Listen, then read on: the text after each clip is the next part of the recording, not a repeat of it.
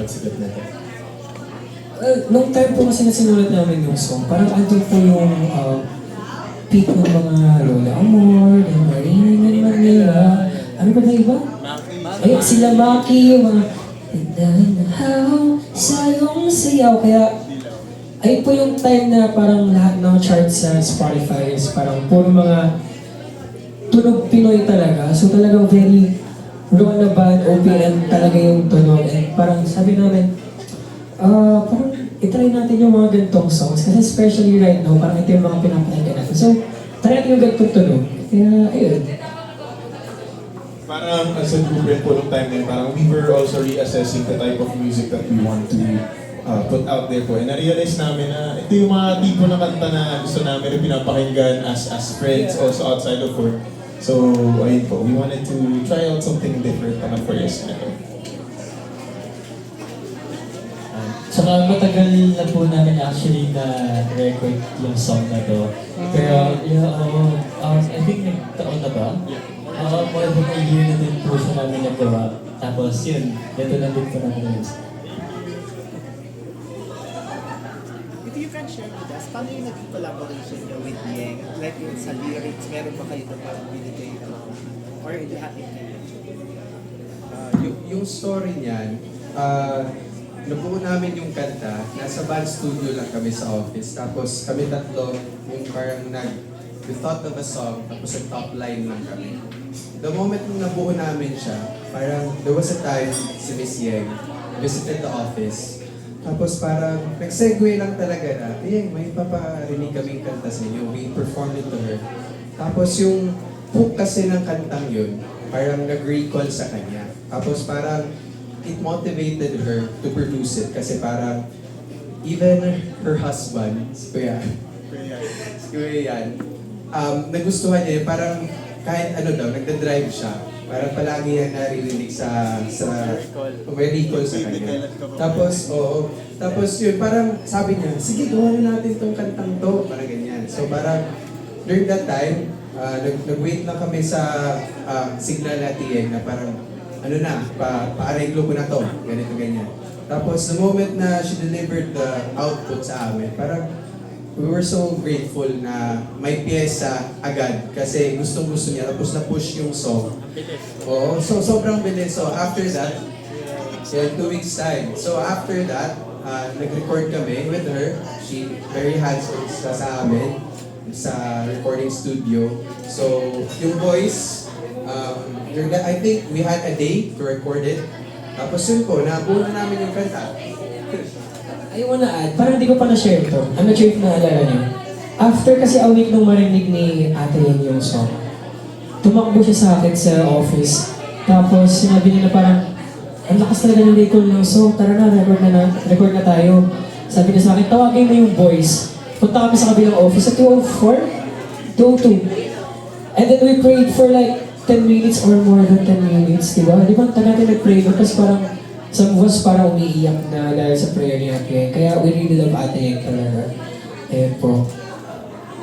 How easy for you na gawin yung song since meron ba kayong parang copy-date experience kaya siya parang bilis or very motivated kayong gawin yung song? Actually, Brian is, so yung time na nagsasongwrite po kami, Brian was heavily influenced po by K-drama. K-drama stan talaga si Brian. Hindi nyo makikita si Brian na kumakain or matutulog na walang K-drama pinapanood.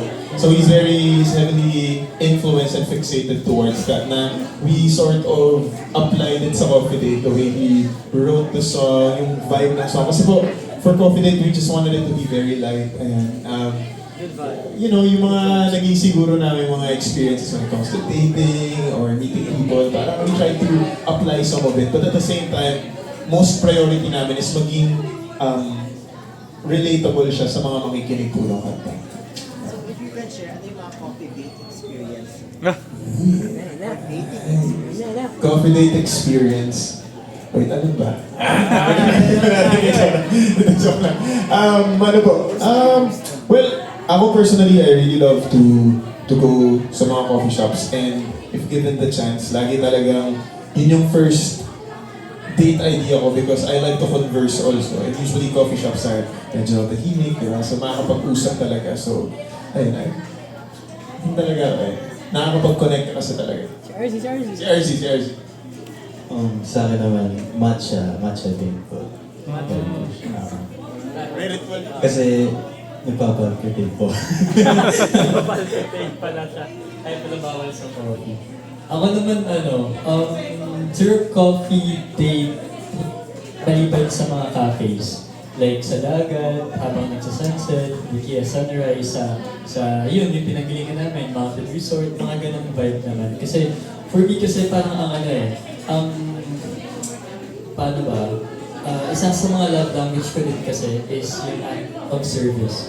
So, if ginagawan kita ng coffee, it means,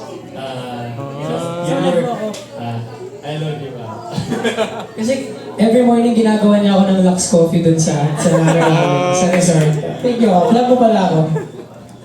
Love you, Kap. Ayun, yun yung isa sa mga gusto ko lang i-share. When it comes to coffee date naman. Ako sa totoo lang, lumaki talaga ako sa milk tea shops ba? Hindi pa naman yung uso coffee shop before. Sa time ko talaga, wala akong na-date sa coffee shop. Yan yung totoo. Pero nung nasa Manila ako, siguro yung pinaka-common ground namin, saan tayo mag-meet up? Ito, sa Kapihan. So parang, honestly, wala pa akong memorable date na with a certain person sa coffee shop. Yan yung totoo. Pero sa mga kagrupo ko, meron sobrang dami with my friends, with my family. Kaya na-learn ko na yung coffee date nga, sobrang, tawag dyan, yung parang saan gusto punta? Kapihan. Yan. Kaya yun siguro yung reason bakit na nakambyuhan namin yung kantang to. Kasi kahit kami nakaka-relate din kami dun sa song. Kaya din siguro pa ang gaan ng pagkakatanggap namin ng song. Kasi kahit kami, nakaka-relate kami sa bawat verses and bawat lines ng song. Salamat sa mga coffee shops na madami. Kasi madami lang nagdi-date ngayon. Salamat po. Ako, to be honest, kahit ako yung nakaisip ng coffee date na title eh. Pero,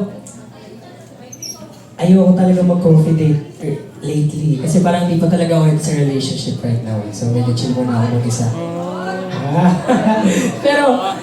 pero ang lakas na lang ko mag-aya ng coffee date. Pero never ako nag-push through.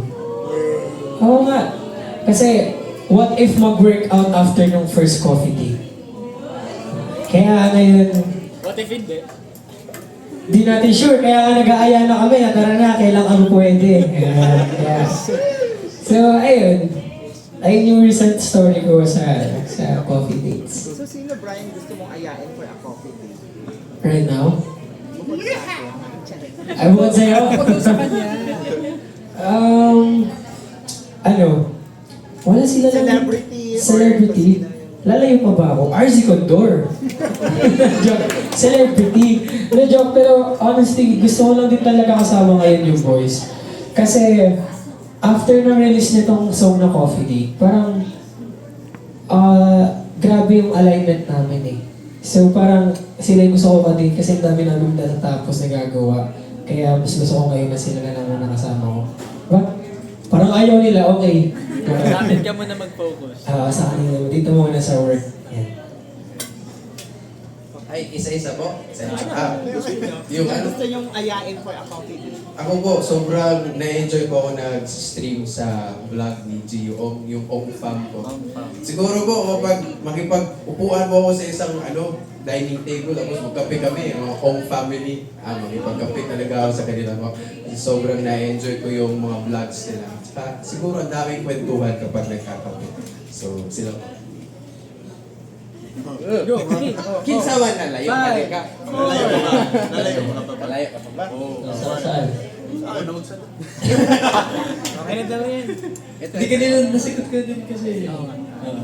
Nasagot ko na kanina. And then, si Ate kasi gusto ko siyang pasalamatan. Kasi nga, ang laking bagay sa amin. Kumbaga pa, ang laking buhay na nabigay sa amin ulit nung naramdaman namin na pinagkakatiwalaan niya kami. Kasi, for me, I can say na parang, that was one of the... Kaya ko to.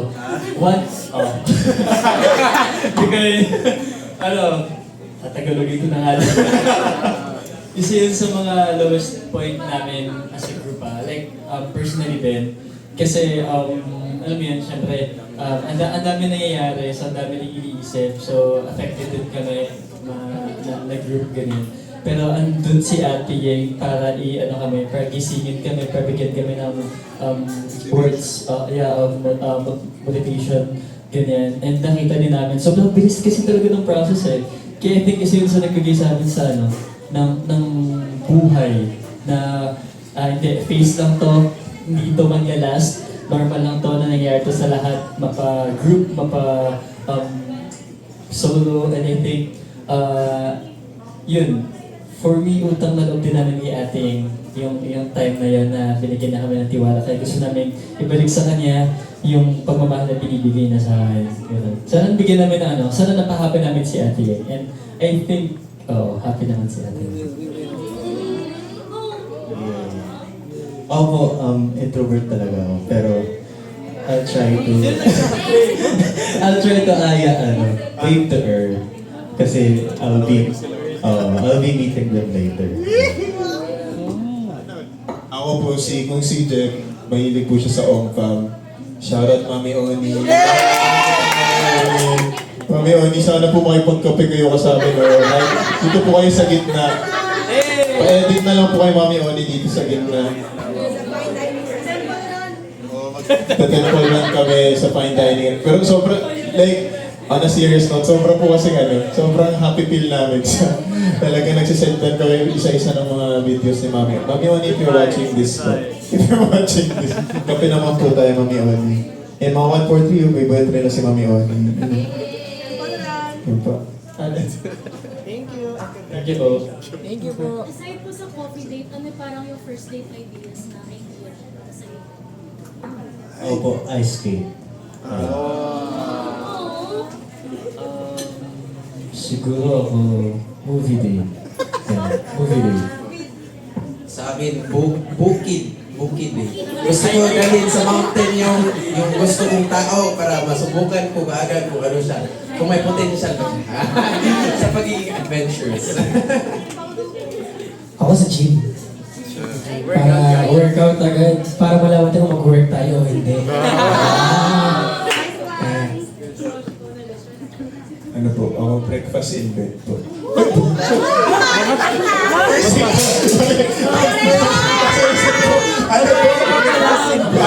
Ano po, sa simbahan po. Sabi ni Bray, kakamaonin mo daw. Boys, mukhang magiging hit itong song na to, but do you have plans in order to promote it more? Are there plans to make a music video anytime soon? Speaking of, kakalabas lang din po ng aming music video. Ayan, sa YouTube channel po ng official Yes My Love, starring Pearl. And thank you so much, Pearl. Pinaalanyahan mo kami na maging aming leading lady sa aming music video. And doon po sa tanong niyo po na ipupush po namin, yes po, i-maximize po talaga namin as much as we can. Tsaka uubusin talaga namin yung energy, yung resources na pwede namin gamitin para ma-promote yung Coffee Date. Kasi we believe naman po na isa sa mga factor bakit nagkakaroon ng mga hit songs din is dahil sa effort tawag doon yung tawag dito sa walang pahingang promotion. And I think it's very normal talaga kasi gusto din namin kasing marinig ng buong bansa and ibang mga ibang bansa ipapala din. Lahat ng taong pwedeng makarinig ng Coffee Date kasi I think it's very relatable and I hope na mabigyan lang ng chance then. But hindi naman namin kina-close yung door. Who knows, hindi siya mag-hit ngayon but after a year, hindi siya mag-hit, diba? So, I think lahat naman ng paghihirap natin nag-pay off naman in the right time, in the perfect timing. So, yun pa. Can you tell us a little bit about yung concept ng music video? How it was actually done or conceptualized? So, sinunod po namin yung music video sa Zambales. Ayan. Ayun. Aya Farm Resort, ayan. So, yung ginawa naman po namin yung concept, it was very collaborative naman po kasi si Brian, nagbigay po siya ng tech. I think Brian, mas ma-explain mo siya dun kung paano mo ginawa yung sequence ng Sequence. Yeah. So, nagsimula po ako sa camera na meron 60 FPS. Hindi, pero ano po siya, ang naisip ko lang po talaga tama rin si Josh kanina is very K-drama-ish siya na parang feels yung gusto ko ma-feel dito. And since naghahanap kami ng leading lady, sabi ko, ba't hindi na lang si Perlalu at si Nika yung mag-lead, tapos parang kami yung kumakanta sa likod, tapos parang story na to. So, ay ito yung parang naging storyline po na parang may dalawang torpe, nagkain laban, nahihiyaan. Para ibang atake naman po. Kasi di ba, nung last nga, yung Yumi and Love na EP na nilabas namin, masyadong may parang, masyadong seryoso, ganun, if hindi harana, parang iyakan naman yung atake na. So, this one, para naman ma-differentiate namin siya dun sa Yumi and Love EP. So, binuhos naman namin yung medyo bagets feels, college boy feels, tapos magaan lang na vibe. Kasi, yun nga, parang coffee date, the word itself, parang ang gaan niya sa tenga. So, gusto din namin, visually wise, magaan lang din siya sa mata. I'll add din, na parang yung naging main concept ko din talaga dun is I wanna give them something sa fans na talagang may enjoy nila. So kumbaga for me, ginawa ko yung for them talaga. Kasi alam kong gusto nila makita yung mga scenes ni Nico and ni Pearl na mga nagtatakbuhan, mga kilig moments. Kaya naisip ko, ibibigay natin sa kanila to, para sa kanila to. Kaya ayan po. Alright. Since ngayon nasa Oliver's tayo, is this something that you'd want to continue? Like, of course, it's like a coffee shop vibe din yung ginagawa ninyo. Mangyayari ba to sa ibang coffee shops din, aside from Oliver's? Definitely po. Kami mismo ng boys, bonding rin po talaga namin going to different coffee shops and makapag-try ng mga different, especially yung mga unique na coffee. Ang daming mga coffee shops ngayon na nag-offer ng mga unique twists to their coffee. So, it would be an honor. Actually, we're in contact with a lot of different coffee shops right now, especially local coffee shops. We're so down to promote also, local coffee shops kasi sobrang daming magagandang coffee shops na we feel like are so underrated pa and they need to be pushed a bit more. So, if there are any coffee shops, local coffee shops na gusto makipag-collaborate sa amin, we're so down and so eager to visit your coffee shops. Thank you. For me, hindi siya work yung mga ginagawa namin ito. Kasi even before wala pang coffee date, bonding talaga namin yun So we used to do coffee shop hopping talaga. So ngayon parang normal na lang din siya, no? Kaya, So, do you feel na parang it takes less effort if you're enjoying something? In general life po, sir. Kapag ko sa inyo guys. Ano nga yun, sir? Nag-enjoy lang talaga. Less effort. Less effort. Totoo mo yan. Saka parang hindi mo napapansin yung time pag nag-e-enjoy ka.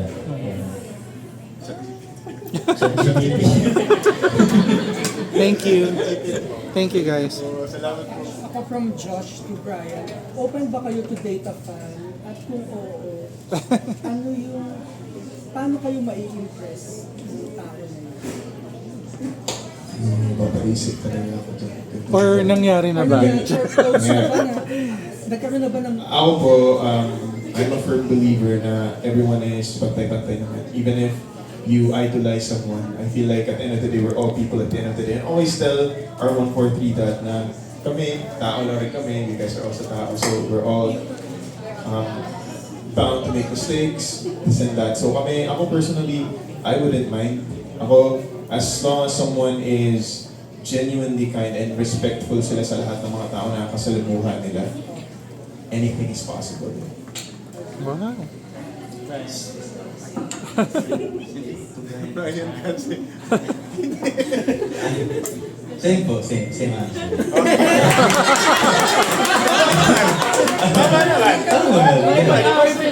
Sobrang talaga namin similar kasi ni RZ na pareho kami lagi rin sagot, tama? Oo, nonchalant ako. Pero nagkaroon na ba ng time na munti ka na? Nagkaroon na ba? I don't know, I can't remember. Kala mo yung song ka. Kala mo yung song. At saka sorry, yung part ng tanong ko na, ano yung para ma-impress kayo dun sa date niyo? Ano yung dapat meron siya? Ako, good conversant talaga. Maayos. Maraming yung may depth yung pinag-uusapan namin. And ako po kasi mararamdaman naman yung parang hindi pilit ng isang bagay. Kasi minsan, when you feel like you want to put your best foot forward, parang you can't be yourself.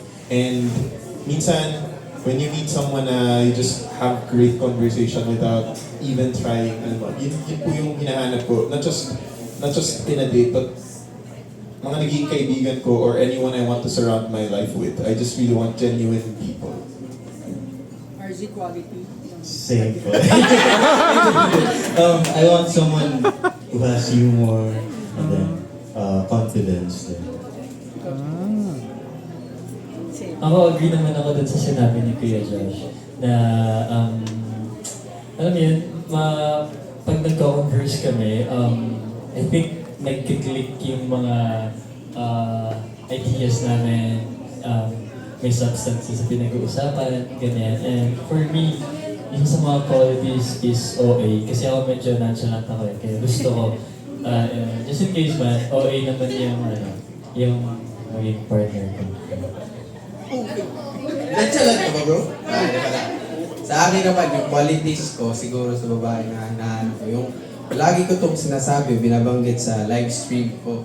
Kapag, ano ang gusto mo? Sino bang gusto ng mga ganyan? Sabi ko, basta adventurous lang. Na kung saan man tayo dali ng mundo, kahit mapa-spontaneous pa yan, ganyan. Kahit wala pa yung destinasyon, masaya siyang kasama. So, yan lang po. Adventurous. Yung pwede kami mag-boxing.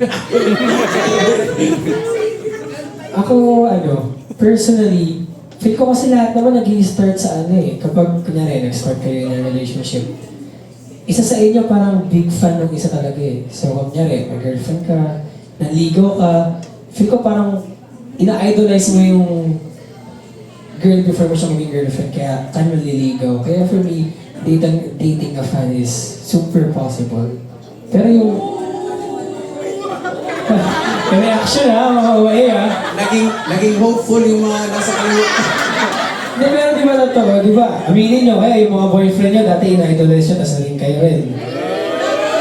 O baka hindi pa nangyari, pero baka mangyari pala ngayon.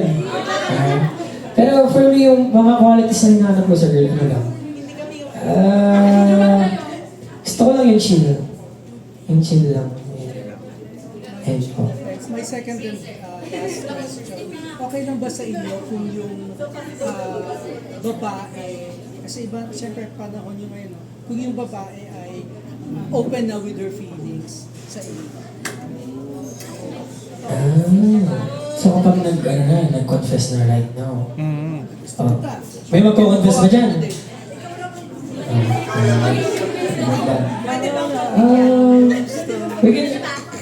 We can try. Sa akin naman po, yung pinaka-importante kong na-learn sa pag-stay ko dito sa Manila, yung intentions, yung dapat alam mo talaga yung intentions mo kung gusto mo yung tao, ganito, ganyan. Kasi huwag na magligoy-ligoy pa kasi kung gusto mo, sabihan mo na siya. Tapos kapag gusto ko yung taong yun, mag-confess sa akin, ano intention mo sa akin? Ito yung intention ko sa iyo. Para magkaintindihan tayo kung ano talaga. Huwag na daw maligo-ligo! Huwag na daw magligo-ligo. Ligoy. Yes. So in short, okay. Okay kayo? Yes sir. Very okay. Alam nyo na I think that's a good start naman to have an open communication. Alam mo yan? Kasi I think we are all grown-ups naman. So, the more na nakikita kong comfortable ka mag-express sa akin ng feelings mo, I think dun din ako magiging comfortable na sabi din na nararamdaman ko towards you. Yeah, I think yun lang. For give and take and I give what I get. So, parang yun.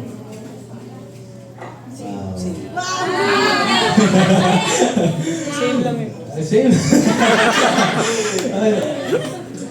Yeah, being open is ano naman. Awesome. Kasi, awesome. nasa taas lang. Kasi, same lang. Just to clarify, RZ, okay sa'yo na yung ka-date mo ang mag-open ng feelings niya sa'yo and maybe even pursue you? Pogi, nililigawan. I believe po na it takes time naman. Lahat ng bagay. So, that's all. Ayaw niya daw minamadali. Yeah. Kasi, baka kasi mag-fail or something. No. Date to love and then to marry. I think, ano po nasa modern day and age na rin tayo na what men can do, women can do also. So, if may mga lalaking problema sa kanila or it hurts their ego if women confess to them, I don't think personally sa akin that's a problem. I feel like confidence is sexy, and if a woman knows what they want, then by all means, they should do whatever the heck they want. So, if part of that po is confessing, or even not wanting to split the bill on the first date, I think you let women do whatever it is that they want. Yeah. Thanks. Kapag may manifest po kayong album, anong klaseng genres or what type of songs? Yo, that's a beautiful question. If we were to do an EP, expect a lot of coffee date sounding songs, but we love to hear authentic instruments po talaga. Marinig yung guitars, yung drums, the piano. But at the same time, I feel like we also want to tackle, if makakagawa kami ng isang full-length album, gusto namin busogin na yung buong 143 with different genre. We want to do R&B. RZ and I personally love R&B music, and it would be a dream to be able to come up with an R&B track. But at the same time, kami na ng boys, we love ballads. You know, I feel like it's the foundation of Yes My Love as a group. And hindi talaga mawawala ng ballads for sure. Like a classic OPM ballad na hopefully will be a timeless classic. But expect a lot of fun songs like Coffee Date. Ayan po.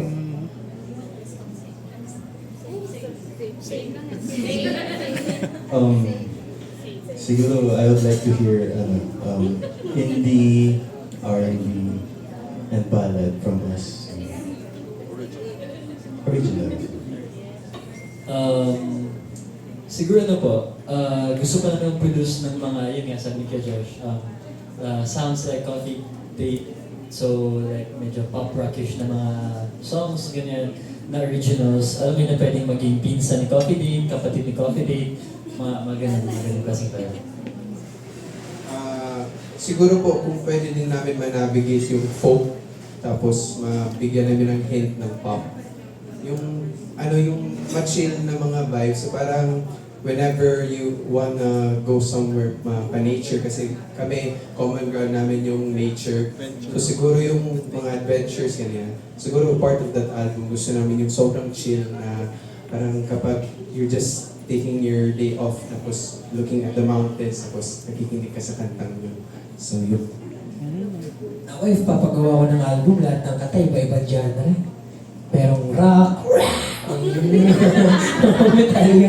merong opera, iba-iba talaga ako, open naman sa ayoko mag-box sa genre talaga. And I think sa P-pop ngayon, P-pop Rise, parang ang dami ng genre na open, and I love it, na parang, kunyari, isang group, hindi lang box sa parang pop-pop talaga, or sa K-pop sila, parang nag-venture sila into R&B or iba pa, and I love that. Sa amin din sana, parang sana magustuhan din ng 143 kahit kung ano-anong paggagawa mong kanta dyan, I appreciate you. So, ayun lang po. Last from me, you can only choose one member na maka-confident. Sino yun? Ako na si RC para tahimik lang. Ako si Brian, kasi nagbabarista na training na siya doon. Hindi na lalayo. So ikaw gagawa ka piko lang.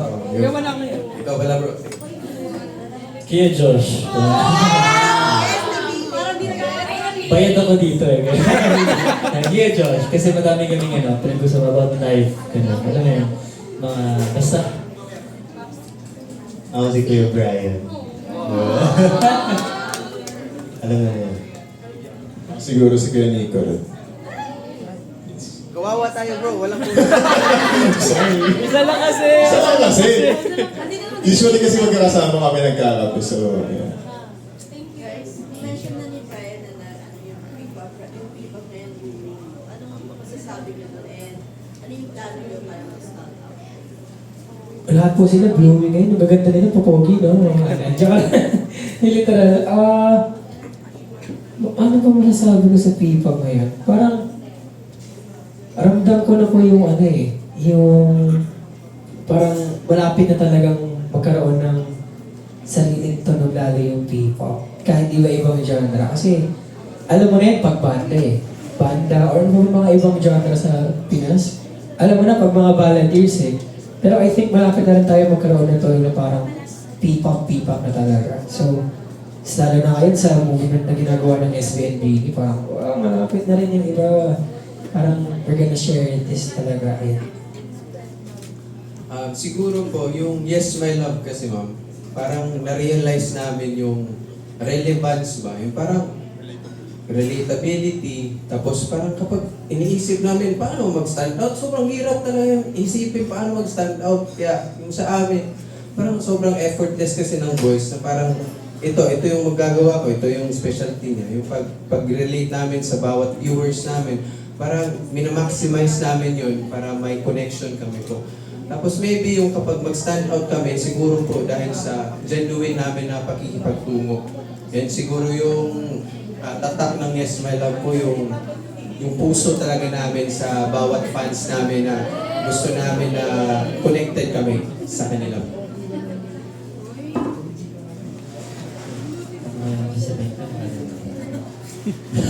Same po, same. May sasabihin ako, nakalimutan. Natulala ako doon. Tapos yung P-pop. Ano sabi mo sa P-pop? P-pop nice. yun. P-pop nice. P-pop nice. P-pop nice. P-pop nice. P-pop nice. For me naman po, yung goal din po namin talaga is mag-produce ng more music. Yun nga. Kasi nga, I believe naman na more music, it means more chances din. Hindi lang dito. Pero like, alam niyo yung point na, di ba tayo mga Filipino, before nakikinig tayo ng mga K-pop songs na hindi naman din alam yung meaning ng words, pero ba't parang hype na hype tayo? And I think, I'm hoping and I'm wishing na sana dumating din tayo sa point na gano'n. Na yung ibang countries naman na hindi nila alam yung song, yung meaning ng kanta natin, pero like, nag-enjoy sila sa beat, hindi naman nila alam talaga yung meaning nun, di ba? Pero ang dami nag-enjoy. Go! I will. Gento, I think two ways siya. Gold tsaka ganito. Gold tsaka ganito. Kasi yung, di ba sa'yo? Ganito. Ganito. So parang gano'n, alam mo yan? Sorry, nag-away kami sa ganito. Parang gano'n, yun yung gusto ko sanang ma-achieve namin. And I think when we say P-pop praise naman, lahat naman hindi lang isang group. I think all of the P-pop naman na andoon na bumubuo nun. And yun lang. More chances tsaka more opportunities pa for all of us.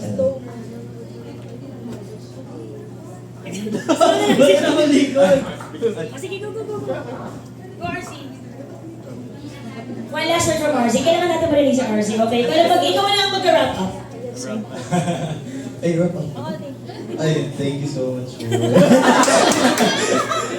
Binigay ko sa kanya yung pressure. So once again, maraming salamat po. There you have it, Josh, RZ, Nico, Jeff, and Brian. Yes, my love. Maraming salamat for everybody. Thank you for supporting the music.